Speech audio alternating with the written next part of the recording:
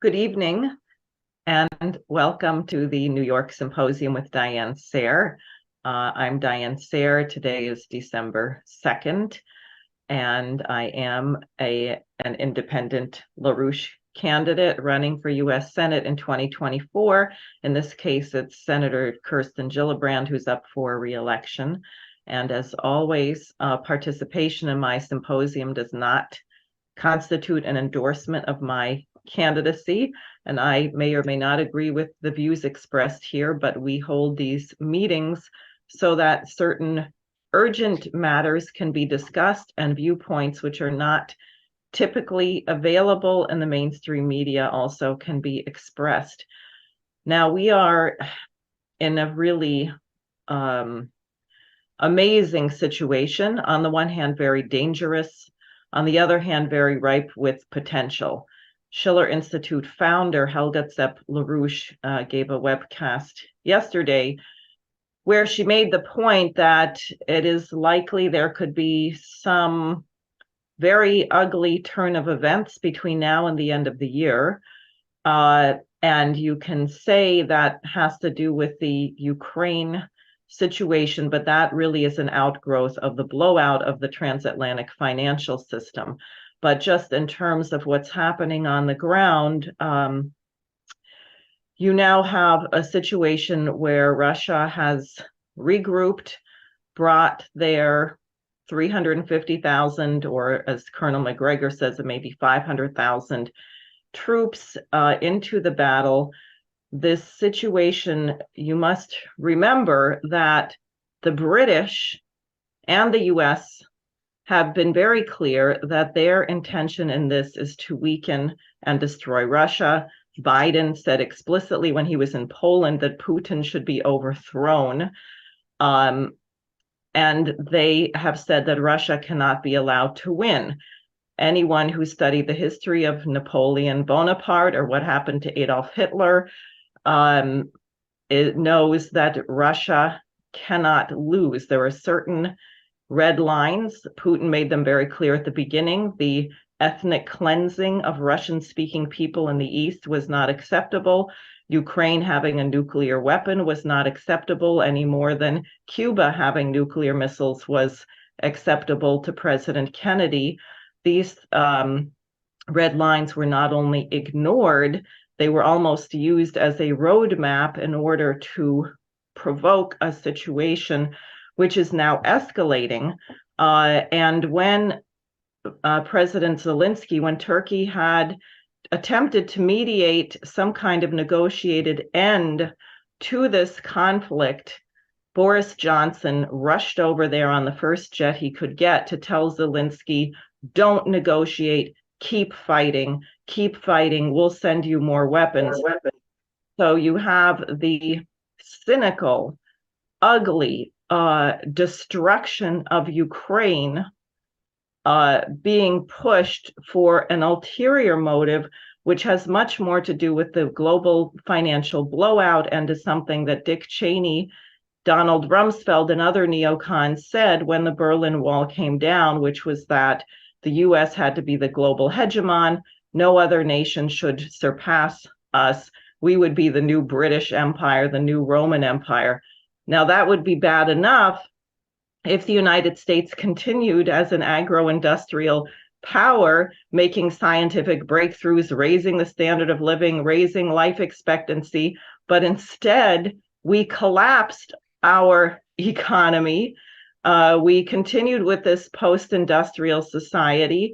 We are in a breakdown collapse, and then we insist that everyone else should be worse off than we are. So that is very brutal, ugly, and destructive. Now, happily, 2/3 of the world's, so the danger, let me just say, comes in because Russia is now going, because there is no negotiation being allowed. There is not going to be allowed a negotiated end.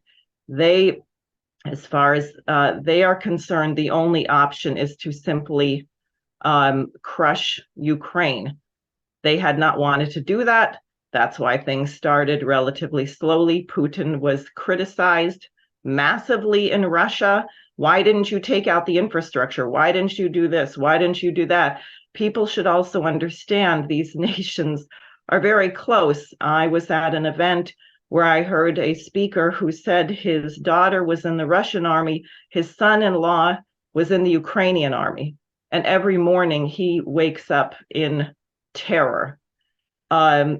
So you can't, it is very hard to imagine the horror of what is unfolding.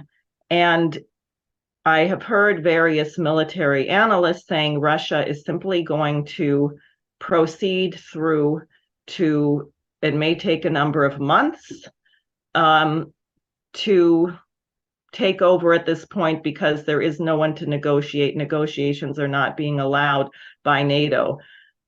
I don't think NATO is going to allow that. And I think that's what makes the situation so dangerous. And I think that what form it will take, we don't know. We are looking, I am wondering, where are the adults, where are the people in the US, in NATO, who are going to put a stop to this? Where are the people who recognize that a nuclear war is simply not winnable and cannot be fought? We have not renounced the first strike doctrine in the United States. Scott Ritter said this is kind of a nuclear blackmail, where we don't tell people what would cause us to launch a nuclear strike.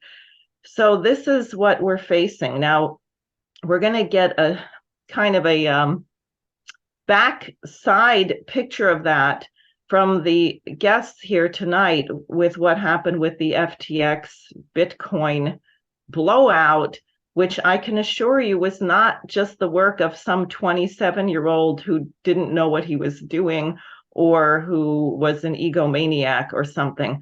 This is systemic. And we're also going to hear from Dave Evans, who has been working for years to expose the dangers of drug legalization, drug use, and also the money laundering aspect of it, because the bills that we have in the Senate, which Schumer was championing, is not merely to destroy the minds of the American people and the workforce, but again, toward bailing out this criminal, corrupt enterprise. And I think it's very important that people really have a sense of what this is. We also have a situation where freedom of speech has been under attack for some time. People are not allowed to ask questions. You're not allowed to disagree. You're not allowed to have a debate. And it was brought to my attention that in the state of New Jersey, the state Senate just unanimously passed a bill called media literacy. What's the purpose? To teach students how to spot misinformation. Well, why don't you teach students how to do constructive geometry and actually prove whether something is true or not? Why don't you teach students to read dialogues by Socrates and develop a confidence in their own mind that we have the ability to discover and know universal principles? Albert Einstein spent a lot of years living in New Jersey, and his experiments, which have been borne out recently with the discovery of gravitational waves, were largely done in his mind. He didn't have trains that went at the speed of light. He was able to use his own power of reason, his own power of judgment, to make discoveries about true universal principles. That would be a valuable approach to education, to our children, but instead we are trying to make them slaves of a certain narrative and to challenge anybody who dares to have an opinion different than what's accepted. And I think this is extremely dangerous.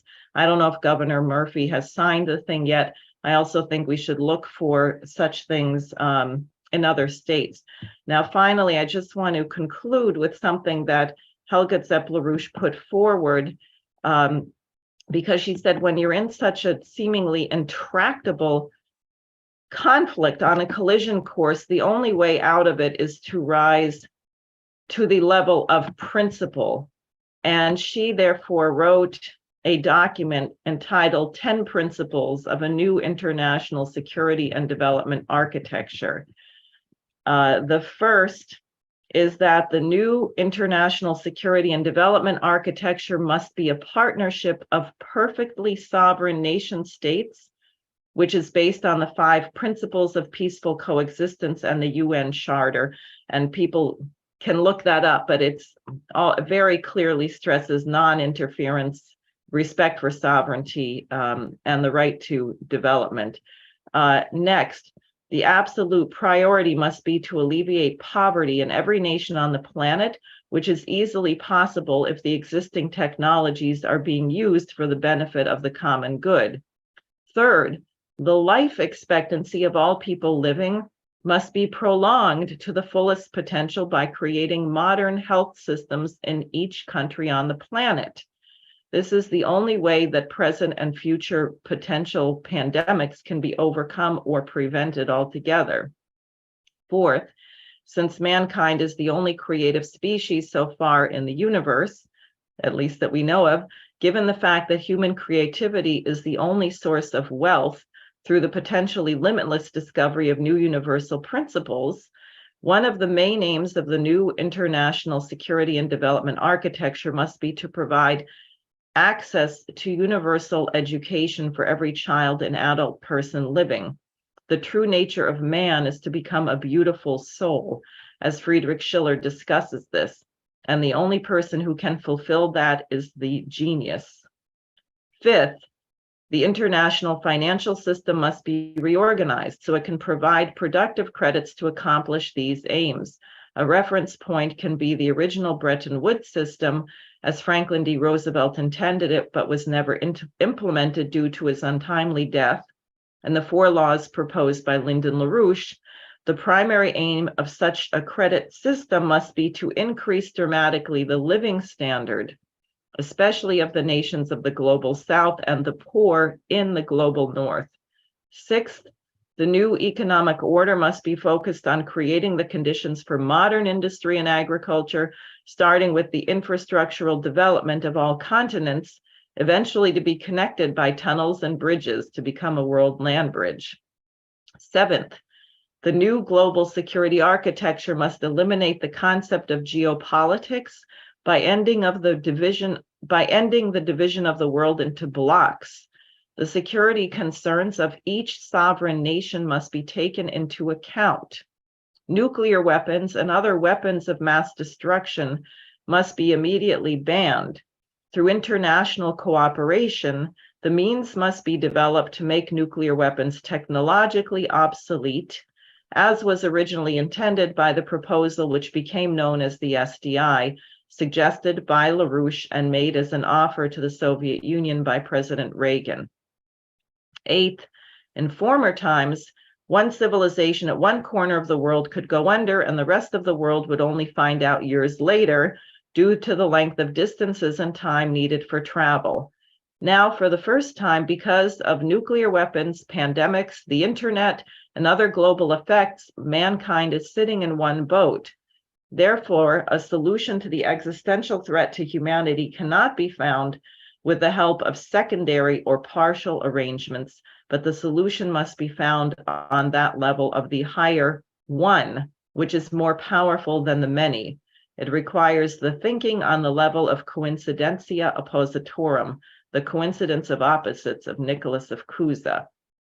Ninth, to overcome the conflicts arising out of quarreling opinions, which is how empires have maintained control over the underlings, the economic, social, and political order has to be brought into cohesion with the lawfulness of the physical universe. In European philosophy, this was discussed as being in conformity with natural law. In Indian philosophy as cosmology, and in other cultures, appropriate notions can be found. 10th, the basic assumption for the new paradigm is that man is fundamentally good and capable to infinitely perfect the creativity of his mind and the beauty of his soul, and being the most advanced geological force in the universe, which proves that the lawfulness of the mind and that of the physical universe are in correspondence and cohesion, and that all evil is the result of a lack of development and therefore can be overcome. So I've said quite a mouthful. I would like people to think about this as a discussion paper, as she put forward, for a new kind of relations among nations, very different than British geopolitics or what we see today.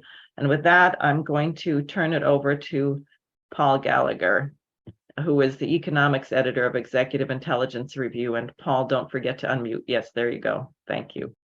Okay, thank you. So on the financial breakdown and economic breakdown side of the situation that you described in opening this discussion, we're coming to the end of a year in which a growing number of marketers and exchanges dealing with what are called cryptocurrencies, or more broadly digital currencies, have been going bankrupt and getting liquidated more and more, with more and more costly losses for increasingly large institutions that have been investing in these speculations. And a point was put on that by the very, very costly, looks like somewhere between $4 and $5 billion in losses, costly, of failure of the cryptocurrency exchange called FTX, along with the various hedge funds and other little companies that were spun off it and associated with it. This has been causing losses among some big ones, all the way up to BlackRock Inc., the biggest financial firm in the world, which is acknowledged losing about $25 million at least in that liquidation. So just, I think, before discussing the significance or what this is likely to lead to, it's useful to just speak about what a currency is, what a national currency is. There's a modern definition, has 3 points. I think everybody's heard them, or many people have, not worth going through. The real definition of a national currency is that it is money created and circulated by the government and accepted by the people as an obligation of that government, and circulated among them as that, an obligation of the government to them. And perhaps even more vitally, such a currency must expand its circulation to allow physical economic activity to expand. That may seem easy, but that, in fact, going all the way back to the works of Benjamin Franklin on this subject in our country, that is not easy for the state, the government, to foster the rate of expansion of a currency, which will not outrun and produce great inflation, but rather will allow physical economic activity to expand. It also allows savings. Such a currency allows savings to grow through the medium of interest, and also through the medium of creation of bank money, which is another subject I won't go into. The ability to save and for savings to grow is essential to the functioning of a national currency. Now, by these standards, and I've been writing about this in EIR for the last 5 years at least, by these standards, none of the cryptocurrencies, digital currencies that have been circulated among people are currencies. In fact, they are securities almost exclusively, and they are extremely speculative securities rather than currencies. And that's to be kept in mind in a period in which we now have seen 10 years of central bank money printing produce tremendous speculation in debt securities of every kind. And as the central banks have now done a bootlegger's turn and tried to completely reverse their policy of the last decade or so, within a period of 1 year, the most leveraged of those speculations have been going under. And that's what is happening with the field of cryptocurrency operations. And it is threatening at this point, ever so slightly, but in a growing way, it is threatening to contagion, if I could use that as a verb. It is threatening to contagion into the likes of BlackRock and even giants of that sort.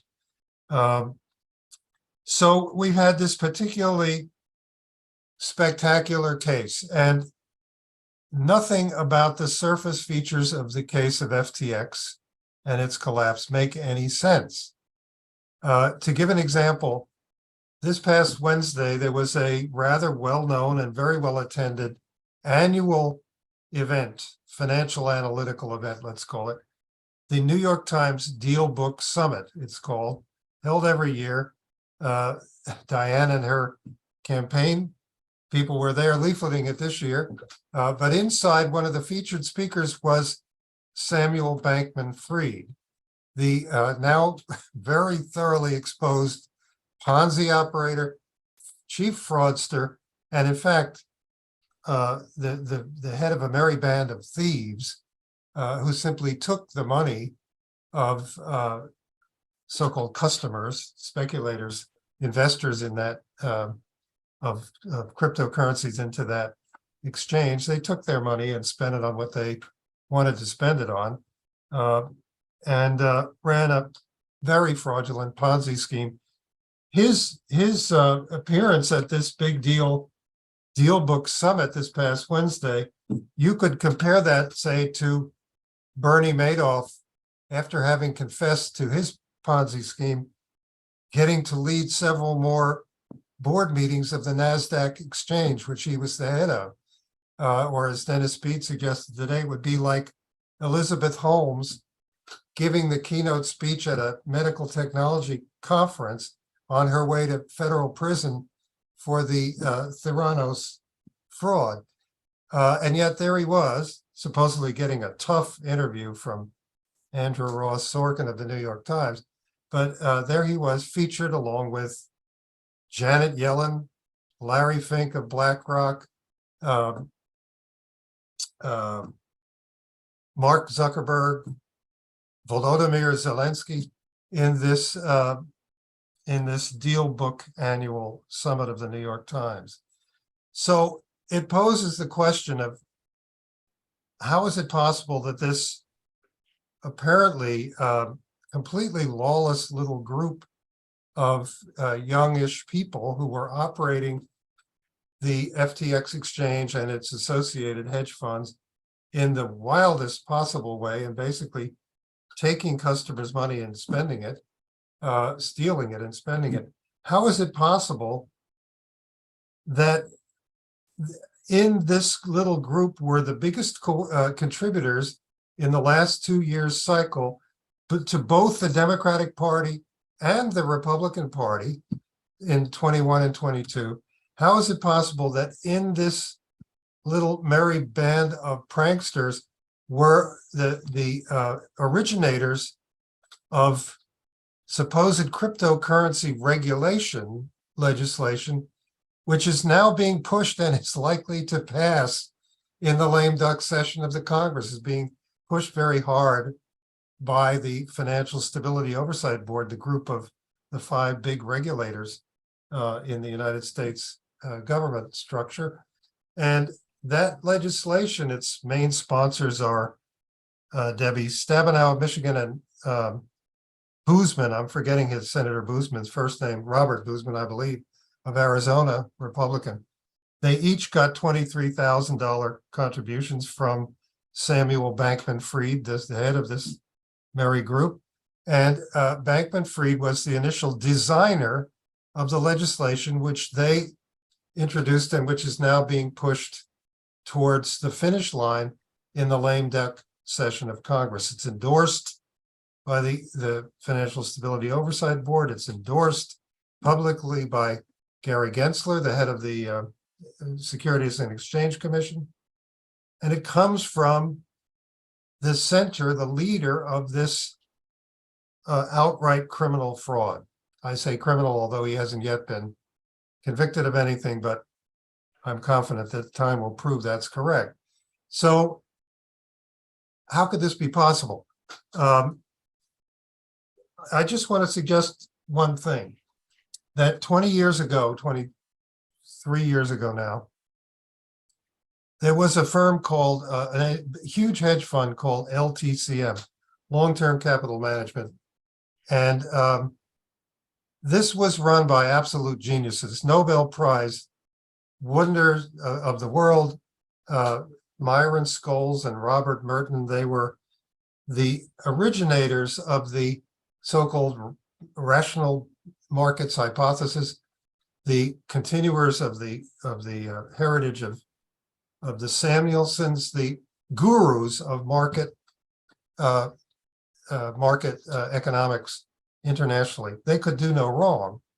So they were given some very important tasks of the oligarchy, the financial oligarchy of London and Wall Street as a whole. For example, when the euro was introduced and took the place of the European national currencies in the target date was 1998. Beginning in the early 1990s, the job of preparing for the introduction of the euro, which meant preparing what the values of the German mark, the French franc, the different national currencies were going to be relative to the euro when the euro was introduced, which you had to know in advance and create in advance, and also what the value of the euro relative to the dollar was supposed to be at the time when it took over from all these European currencies. That job of managing those exchange rates to very precise level using derivatives was given to long-term capital management. They carried it out. The euro was introduced. Of course, it didn't go to $1.19 as it was supposed to. It went down to more like 91 cents, and since has been all over the map. But they had that job. It was, from the standpoint of the financial oligarchy centered in the city of London and Wall Street, it was a very important job to get that single currency introduced and make it stick in Europe. So those geniuses could absolutely do no wrong with their hedge fund. But of course, unfortunately, in 1999, it exploded because they were more than 100 to 1 leveraged. They had $4 billion in capital. They had $140 billion in supposed assets. They were exposed to more than $1 trillion of derivatives and potential derivatives losses. So all the major banks which invested in this hedge fund, and they all did, and they all had to then bail it out, all of them knew very well that what this hedge fund was doing was crazy, that to say the least. It was being very badly managed, but by geniuses. And so therefore, they threw their investments into it because it was doing things very important for the financial oligarchy as a whole. Now, this guy, Samuel Bankman-Fried, has not always been the schlub that he now appears to be, now that he's taken this FTX down to ruin, along with $5 billion worth of losses of all sorts of institutions. He was an up-and-coming trader at what's called Jane Street Capital, and at that, in the middle of the last decade, and in that capacity, he solved a problem they thought no one could solve. It was called the Asian premium. It's not worth getting into exactly what it was, but it had to do with the prices of cryptocurrencies always being slightly higher in Asia than they were everywhere else. And this seemed to be intractable to the financial gurus until they had the impression that Samuel Bankman-Fried had solved it in a brilliant series of trades at Jane Street Capital and had made a mint and billions for himself in the process. From that point on, he began to be someone clearly entrusted with a mission, which I've been writing about now for 5 years, since Facebook tried to introduce what they called a private global currency, the Libra, back in 2016 and 2017, and it was stopped very sharply by the Congress. But it became clear to me at that point that there were a lot of trial balloons being run and operations being practiced in preparation for what Mark Carney, the head of the Bank of England, openly called for in August 2019 at a bankers meeting. That is a global digital currency managed by the central banks in order to take the role of the dollar away and put central banks in complete fingertip control of creating inflation or creating deflation, in other words, economic austerity, at whatever rate they wanted to do it. I think that Bankman-Fried and FTX, but he in particular, was one of the leading trial balloon floaters managing that transition, which when we get to will be a crusher of economic activity globally when such a central bank managed global digital currency, should it come into existence. And I'll just end by reading one thing in American Banker, the magazine is published every week here in the United States. On November 28th, that issue, they report the following: a team of technology experts within banks and technology companies have designed an anti-Bitcoin. How wonderful. It's the architectural drawings for a distributed ledger that borrows many of the concepts behind Bitcoin. But instead of existing outside of the government and the current banking system, the way Bitcoin and many other cryptocurrencies do, this version would be used by central banks, traditional banks, and fintechs, financial technology companies, and fully regulated, of course. The idea is to counter the rapid rise of unregulated digital currencies with an approved and supervised form of digital dollar, and along the way help modernize many outdated payment rails and other tech platforms used in financial services. What this is trying to say is that what Bankman-Fried was one of the players in, now much disgraced, of course, but what he was one of the players in, and therefore a very important operator to the oligarchy, the financial oligarchy, was the creation of a fully regulated, that is fully central bank controlled digital currency, which would have fingertip control of the amount of currency in circulation at all times and be able to create inflation and deflation at will, and to suppress economic activity at will if it wished to do so. That's what I think this curious young designer of regulation that the Congress is now being pushed to pass, that's what I think he was doing. And in the process, of course, like others, he blew up and lost billions of dollars of other people's money. So I'll stop at that unless we have discussion of it. Okay, good. Well, thank you very much. And now we will shift to Dave Evans, who has an organization, Cannabis Industry Victims Educating Litigators. And this drug legalization push is not merely about the product, the marijuana, or the brainwashed or drug impaired people that it produces, but also a lot of financial fraud and shenanigans, which are not helping our physical economy. So Dave, please go ahead with what you would like us to know.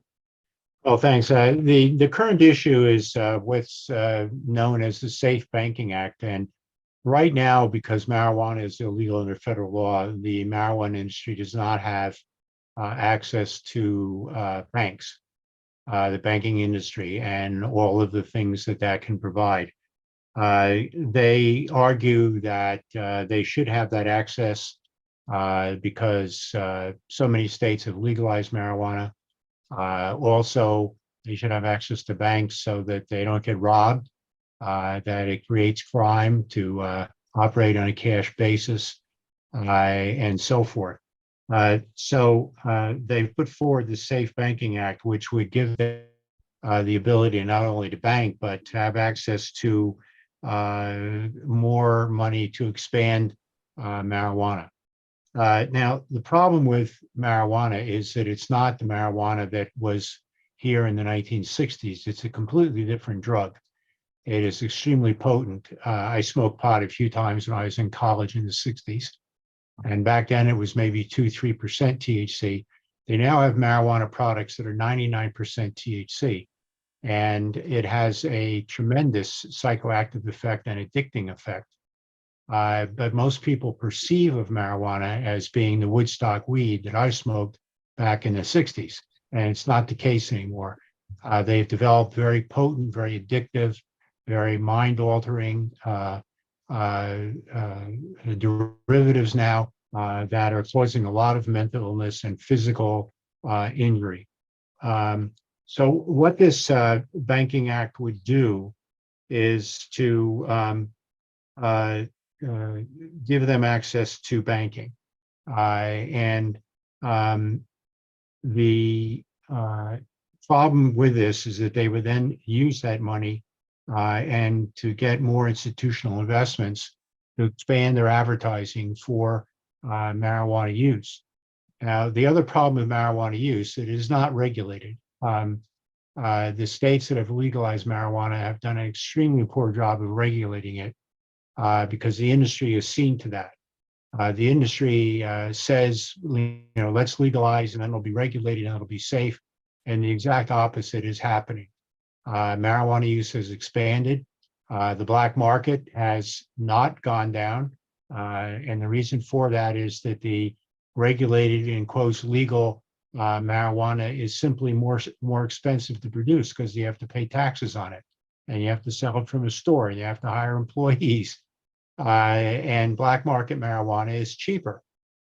So we actually, legalization of marijuana, one of the arguments was that you would cut down on crime and the police would not have to spend time going after marijuana.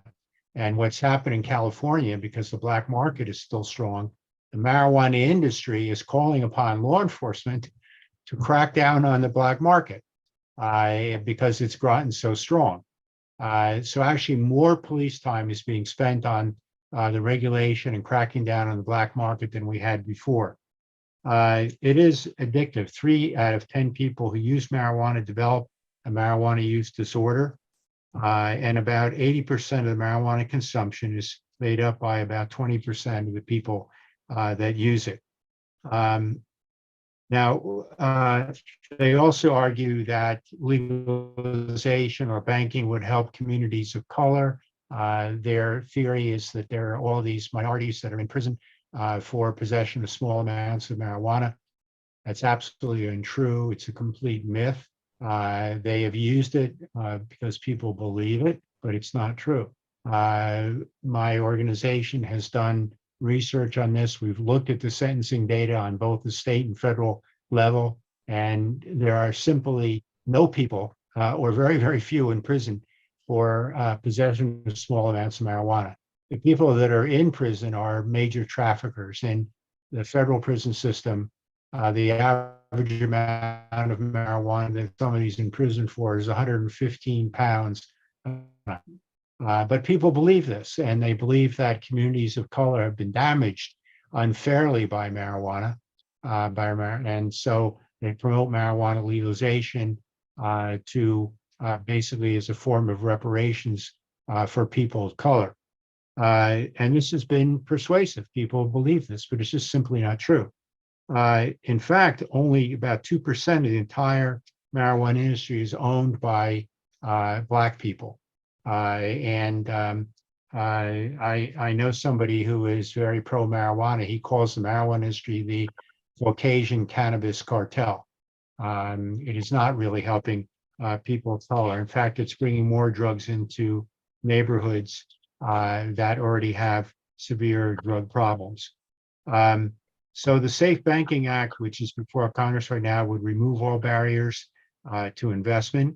It would provide billions of dollars to the marijuana industry to help them promote the drug more. A lot of these products are made attractive to young people. You have marijuana candy, marijuana soda, marijuana gummies. They use cartoon characters, Santa Claus, all to advertise their products. There has been a 155 increase in exposure among edible marijuana use by children under the age of 12. Most of these cases were children under the age of 5 who got a hold of their parents' edibles. Now it's the edibles that are the mainly high THC. The edible products normally are 85 to 95% THC. Well, there are some products, crystal THC, which are up to 99%. The other problem with this is it opens up investment, floods billions into the regulated marijuana system without doing anything to regulate it. Typically what happens in the states that have legalized marijuana, no money has been appropriated for regulation.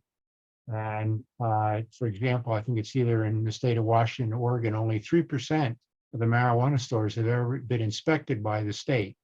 And once they get it passed, they start lobbying on the state level to stop regulation from happening, to keep the THC levels high because they know it's addictive. And this is very similar to what has happened with the gambling industry. In New Jersey, for example, they wanted to legalize gambling and all the money was going to go to the elderly. And then as soon as they got legalized, they hired lobbyists in Trenton and managed to have that all go away. We're hoping that the bill passed the House. We're hoping that it gets stopped in the Senate. There is bipartisan opposition in the Senate to this, and that's something we're working on. And if I could, as a student of history, I'd like to comment a little bit about Ukraine and share some of my experience on that. First of all, the Russians have not done a very good job of winning wars. They lost the Russo-Japanese War at the beginning of the 20th century. Theodore Roosevelt got the Nobel Prize for negotiating a peace in that. They did not win World War I. They had to withdraw because they were being chewed up by a more efficient German army, just like they're now being chewed up by the Ukrainians. They started a war with Finland in 1939 to the beginning of World War II. The Winter War, they got their butts kicked, and that resulted in a peace treaty.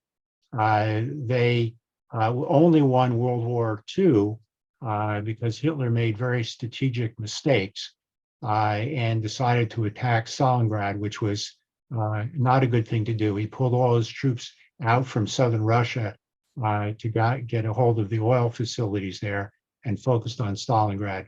And that was a big mistake. Also, at that point, the United States was supplying a lot of troops and so forth, not troops, but supplies to Russia. Europe is very crucial for the United States, and we must support freedom in Europe. We have to stop aggression. Putin is doing exactly what Adolf Hitler did before World War II, claiming that certain areas in other countries were German areas. He did this in the Sudetenland. He did this in Poland, and that was the excuse for going into those countries. As far as the negotiation goes, it is Putin that is stopping the negotiations right now because he said he will not negotiate until they recognize, until NATO and everybody recognize the illegal gains that he's taken by force so far. So that would basically be a win for him. I think what's going to happen there is he's going to get his troops chewed up. Soviet Union is not I was in the Soviet Union twice when it was communist, and I got to know Polish people that were at that point trying to free themselves from that country. My impression at the time when they were communist is they never would have won a war against us. Their supply system, everything was completely incompetent. A third of their food rotted before it got to the market because of their inefficient supply system. So I hope that Ukraine wins the war. I hope we continue to support them. I think it's a big mistake for us to be isolationists in this regard. So anyway, just wanted to get that in. Thank you. Okay. Well, you did, and I think that reality will prove you to be very wrong in the future. And this is not the topic of this show, but I'm glad you brought it up, because that's the point of these kind of dialogues. Actually, Russia cannot lose for historic reasons, and actually they are not losing. The number of deaths in Ukraine is something like 10-1 versus Russian, and there's an enormous propaganda campaign here, and we can go back to 2014 and the Obama-Biden overthrow of the Ukrainian government, bringing in a group of people of the Banderist variety who wear tattoos of Adolf Hitler and things like that. I mean, this is really what we're supporting, as we supported ISIS and Al-Qaeda, for greater geostrategic reasons. And the people who are suffering the most are the Ukrainians. They are going to suffer the most. And that is really what is so hideous about this policy. There is not an intention to have peace. And I think that's why, and what you have said, thank you, Jose. Yes, have us all here together, please. Why Helga is saying that the only way we can resolve this is to get to the question of principle. How do we create the conditions where the security of each nation is respected, and that you want the maximum standard of living for every population possible? And you want nations to dialogue on the greatest contributions made by their cultures. As you may or may not know, Dave, the Schiller Institute just sponsored a really wonderful conference on the work of the Ukrainian Russian scientist Vladimir Vernadsky, who made brilliant discoveries about the relationship between the abiotic world, the biosphere, and the noosphere, the realm of human creativity. If all of us were embodying the greatest contributions of our forebears, we would not find ourselves in these kind of messes. And I think this is really what qualifies the kind of political leadership that we need. But Ukraine had nuclear weapons. When the Soviet Union broke up, Ukraine possessed nuclear weapons, and they gave them up. Right. Because but they want them now. They want them now. They thought they gave it up with the gap from Russia and the United States, that their security would be protected. So they didn't need the nuclear weapons anymore. And if they still had them, Russia would not be doing what they're doing. No matter what provocation was given to Russia, does not justify going into a country, invading it, and being brutal and freezing people and destroying infrastructure. Russia was under no threat from the Ukraine that justifies this at all. Not true. That's not true at all. And then you would have to say that Kennedy was completely unjustified in his actions. And 14,000 Russians had been killed in the Donbass because the United States, well, we were not involved supposedly, except we were training and arming these extremist elements, but there was no effort whatsoever on the West to make sure the Minsk process worked. And what's now been admitted by the Ukrainians is that they used that period to train and prepare to create they wanted to retake Crimea, which voted 96% to return to Russia, because the Ukrainian Nazis were burning people alive in Odessa for speaking Russian and other things. So it's, but you can't look at it. It is not a Ukraine-Russia conflict. That's really not the domain. It's NATO and the US versus Russia. That's what makes it so dangerous. We now have boots on the ground in a conflict with which we have no treaty obligations. And the Russians are now saying that they are very clear that NATO and the US are the actual parties in this war. So in whose interest is it to have a conflict between the US and NATO and Russia? And the London... Well, Donbass is part of Ukraine. The international boundary was established. What about freedom of and it was the Russians that were sending troops and weapons into Donbass, not the United States. And Donbass is part of Ukraine. We need to We recognize those spent a boundaries. long time training Ukrainian troops, and we can go into that. That's But I would fine to like to, defend their own territory, but no Ukrainian has set foot in Russia. Nobody from Ukraine has invaded Russia. that's, yes, but they killed 14,000 people. Now, let's get back to this question, because if we can solve this, I'm convinced we can end these wars. And Paul, I would like your thoughts on the relationship. Well, one question I have is, are we going to be able to pay for marijuana with cryptocurrency? Maybe that's one of their schemes with this. And is there a relationship between these kind of creating a global crypto market, the drug money laundering? What are your thoughts on all of this, Paul? And please unmute. Have to unmute. Okay. I think that just to encompass what you've just been discussing, I go back to what Lyndon LaRouche said in a public discussion, which was also an internet seminar in early 2011, that is 11 years ago now, when he said that this was at the time when there had been a series of regime change wars in which NATO had taken out leaders of smaller countries, and it had just been Muammar Gaddafi's turn. In Libya, he had just been overthrown and assassinated. And commenting on that, LaRouche said, what the British want, NATO behind them, United States behind them, is war with Russia.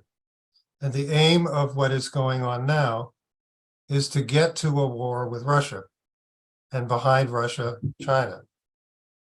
And he said, if the British can get that kind of a war and win, then they can cancel their debts and go about their business, which was his rather genial way of, and he ended it by saying, but unfortunately that would mean that the population of the human race would be rather drastically reduced by famine and disease if the British and the Wall Street, their Wall Street Epigenes, if they got to cancel their debts and go about their business would be quite deadly, because it would consist in letting their bubbles of unpayable debt collapse.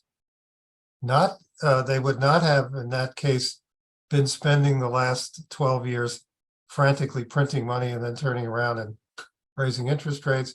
Rather, they would be able to, or would have been able to, let their unpayable debts collapse or inflate them away, or a combination of the two, while building new bubbles of unpayable debt. And they would be able to do that because they'd be able to impose rather deadly austerity on any population, any country in the world that they wish to. Those countries would no longer have the possibility of support from an opposed physical economic oriented China and Russia. So they'd simply be ground up. That was, I think, one of the most prescient things that LaRouche ever said. He understood this was leading to a war with Russia, and we're right on the verge of a full shooting war with them now. And I think the objectives are very coherent with the objectives that I was mentioning earlier, that is of having thorough central bank control of quantity of currencies in circulation, of rates of inflation, or when desired, rates of deflation.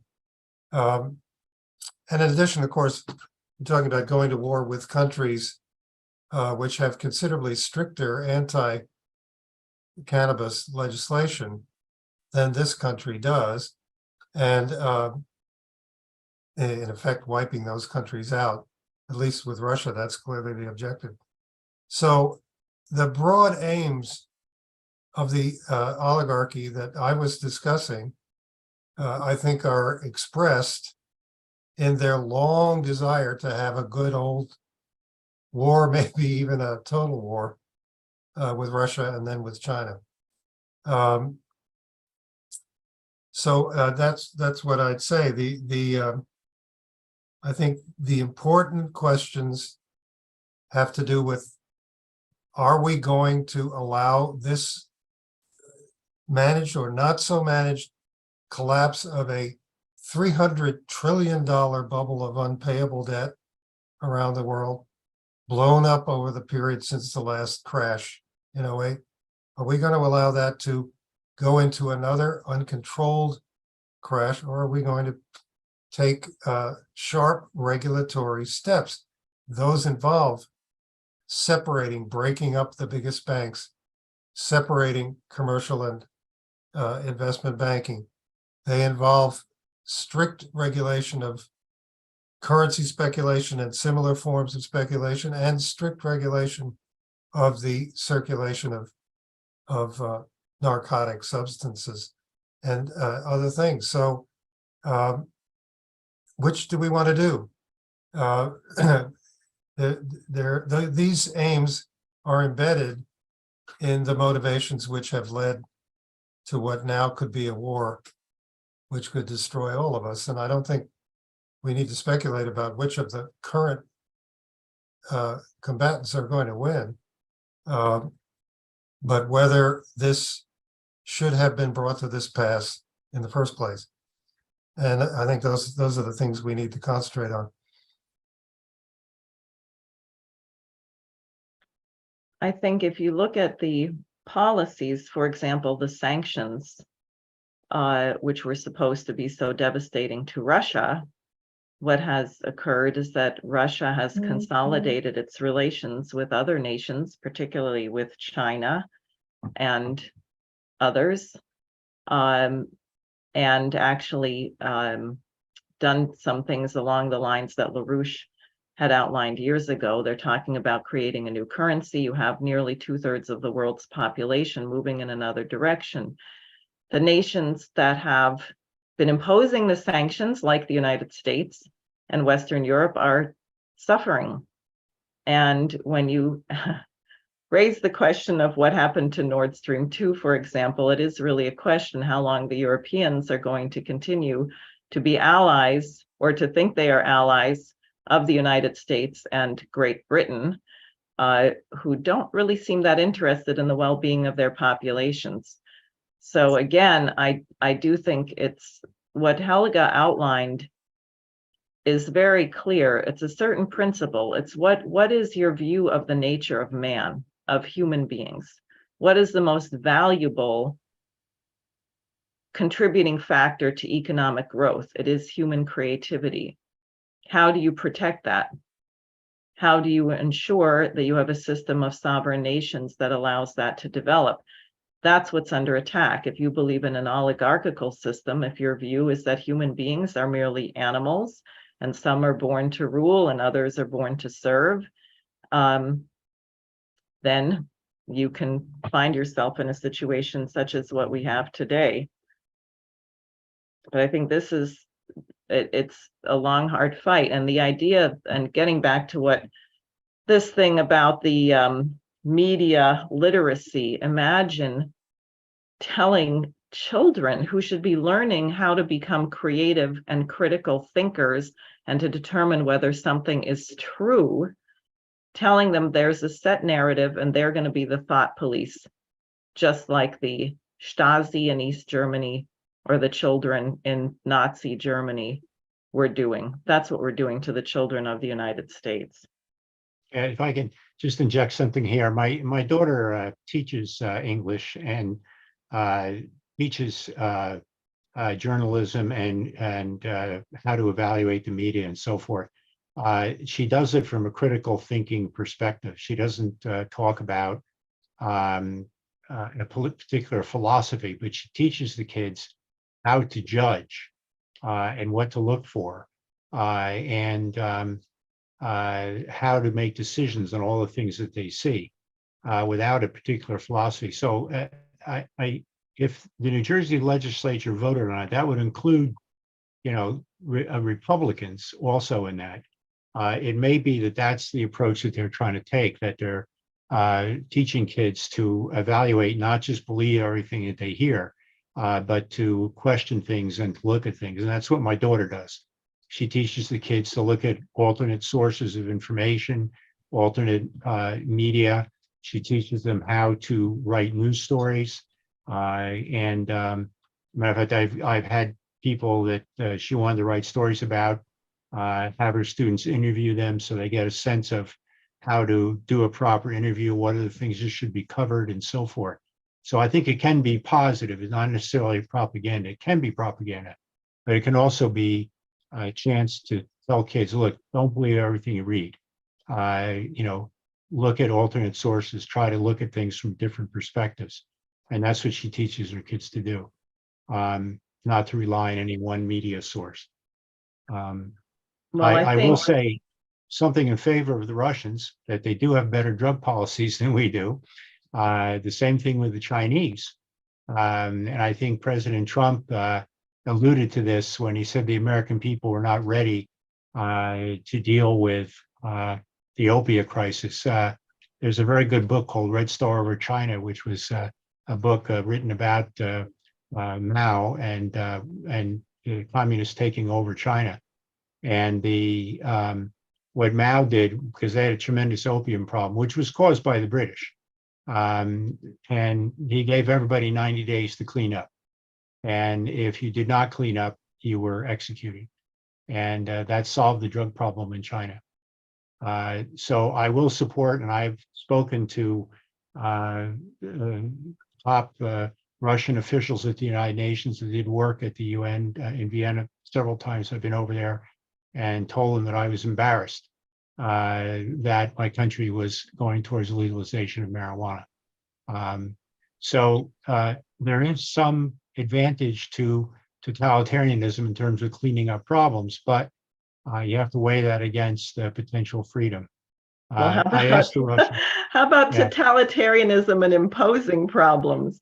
I think Yeah, that's what we have here. It's a Right, totalitarian imposition of But it was problems. interesting. I asked the Russians when I was there, and again, I was there when they were still communists. I was there twice as part of the United Nations thing. And I said to them, why do you have a totalitarian government? What is that all about? And they said, because we don't know how to compromise. And so we needed strong leaders to resolve disputes and to give us direction on what to do, because we can't work things out. And I think what's happened in the United States is we've lost our talent for compromise. And we're not trying to meet people halfway like we used to, or to work things out. Everybody is in their own silo right now, which I think is very destructive and harmful. Well, that's a topic of another show, which really we should do, which is the social media, the algorithms, because it's designed that nobody ever hears anyone else's point of view. Right. Because you're only fed the things that you agree with. Right. And then you say, how could anybody possibly think that? Well, you don't know what they're reading, and that is by design. And it's so we won't get together and have conversations like this and figure out how to grow up and solve some urgent. What my daughter did is she selected, asked her journalism students, one of the issues was the whole COVID, the masking and everything. And so I arranged for her students to interview people that I knew that were not in favor of vaccinations. And they wrote it up and put it in the student newspaper because they've only heard the other side. So that's the kind of thing that teachers can do. And they published everything and alternate positions. So I believe in freedom of the speech, and I'm very concerned over what's happening with the totalitarianism sneaking into our government right now in that regard, and the misuse of the Justice Department, which I think is really shameful what's going on right now. It is, and I think it's out of weakness. It is out of the fact that they're collapsing, and they therefore are desperate to get control, which is not going to work. On the question of China, though, I think there's another element with this opium problem, because they have this idea of humiliation. in other words, the century of humiliation. And Xi Jinping has talked about this, and right, that they say our nation was invaded, destroyed, we were degraded. We don't want to be degraded anymore. And the flip side of that, in a very interesting speech I read of Xi Jinping that he gave to the young people, he said, we will never allow ourselves to be humiliated again, and we will never impose on anyone else. This is very Confucian. We will not impose on anyone else the things that humiliated us. And I had a conversation, as you know, my musical background, many of our the pianists I know who work with the chorus happen to be from China. And I asked one of them, what's the drug situation like over there? And he almost laughed. He said, are you kidding? He said, if someone in China went to Europe and got photographed with a marijuana, whatever, smoking a joint or a bong or whatever, if that photo came back to China, they would be done. No one would want to be seen with them. No one would want to have anything to do with them. In other words, so it's not even a fear of penalty, but it's seen as a matter of pride that something was done so horrific and so degrading, and that's beneath their dignity to allow that. And I would we used to have that attitude here, but we don't anymore. Exactly. It's a terrible disservice to us. Yes. So Paul, any concluding thoughts, because it's time to wrap up, and I'm really happy we've had this conversation. No, we could wrap up. You know what I was thinking of while you and Dave were discussing is we have a method or a test in terms of finding the truth that we often use with people in public locations and everywhere else. If given a square, just by reasoning and drawing, can you double it and prove that you've doubled it? Which is the sort of problem that finding the true answer to is almost never even posed in education at any level here in the United States. And I'll bet that your daughter would find, if she started in on that, that very few of her journalism students could double a square, just given the problem and set to work on it. Or I'll ask her about that. She challenges, and she's actually had me come and speak to her class about a variety of different things. And that'd be great. she has a lot of integrity, so she's trying to teach them to be critical thinkers. That's her main job, and she is very good at it. Two of the schools she taught at dedicated the school yearbook to her. They've had her be the commencement speaker. She's very regarded by the students. New Jersey students could also be challenged on, if you hear that a triangle always has 3 angles and they always add up to 180 degrees. Is that disinformation or is it true? And see if they would learn how to answer a question like that. Anyway, that's on a light note, but otherwise, thanks for the discussion. Okay. Thank you both, and we'll be back next. And very good. Yes. Thank you. Thank you for